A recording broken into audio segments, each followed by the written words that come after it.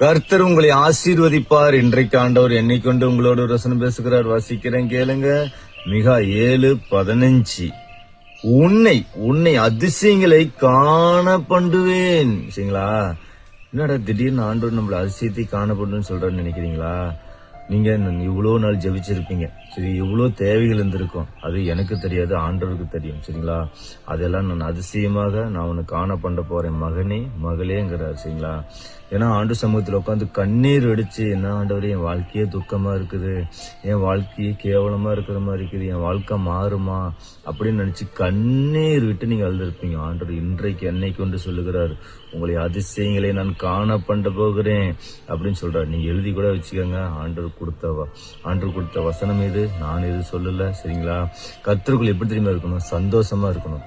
சரிங்களா? கர்த்தருக்குள்ள சந்தோஷமா இருந்தீங்கன்னா ஆண்டவர் உங்களோட இருப்பார். துக்கமா இருந்தீங்கன்னா பிசாசு தான் இருப்பான். சரிங்களா? சந்தோஷமா இருங்க. அப்பொழுது ஆண்டவர் உங்க இருதயத்தின் வேண்டுதலை அவ்வளவு அருளை செய்வார். உங்களுக்கு என்ன வியாதி பிரச்சனை, கடன் பிரச்சனை, குழந்தை பாக்கியம் இல்லாத, கல்யாணம் ஆகாது, எவ்வளவு பிரச்சனை இருந்தாலும் சரிங்களா, உங்கள் துக்கம் சந்தோஷமா வரும். உங்களை அதிசயங்களை காண பண்ண போகிறாரு. சரிங்களா? கர்த்தர் சொன்ன வார்த்தை நான் சொல்ல. கர்த்தர் உங்களை ஆசீர்வதிப்பார். உங்கள் துக்கம் சந்தோஷமா வரும். கர்த்தருக்கு சொல்றேன். God bless you.